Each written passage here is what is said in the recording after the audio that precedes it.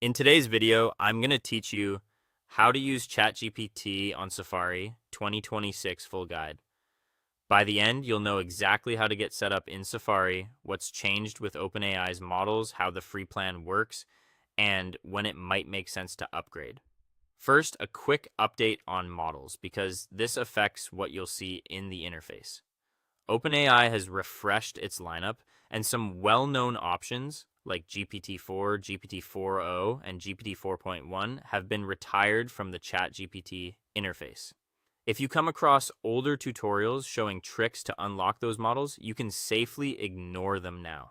The free tier currently offers limited access to newer models, such as GPT 5.2, so you get modern capabilities without complicated workarounds. Now, let's set things up in Safari. Open Safari on your Mac, iPhone, or iPad and head to the official ChatGPT website.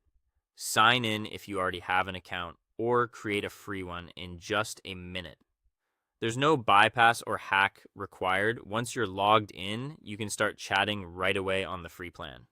If you're on iPhone or iPad, keeping Safari up to date helps with performance, and bookmarking the site makes it easy to return with a single tap.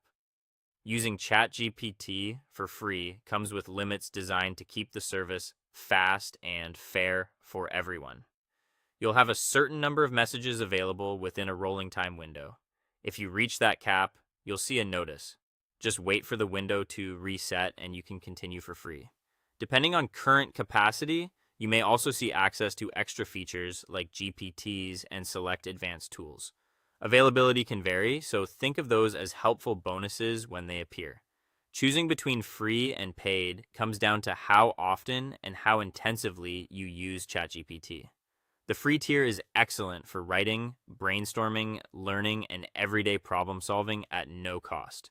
If you rely on ChatGPT heavily, need more messages, or want more consistent access during peak hours, ChatGPT Plus is the better fit thanks to higher limits and steadier availability.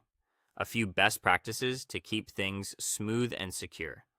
Always use the official sign-in flow rather than third-party shortcuts, so you know you're getting the right model behavior and protecting your account. Keep an eye on your message pace to avoid hitting the rolling limit at the wrong moment, especially during longer research or writing sessions. And that is all for today. Navigating the latest AI updates is simple when you follow the official paths provided by OpenAI. Thank you so much for watching, and I will see you in the next one.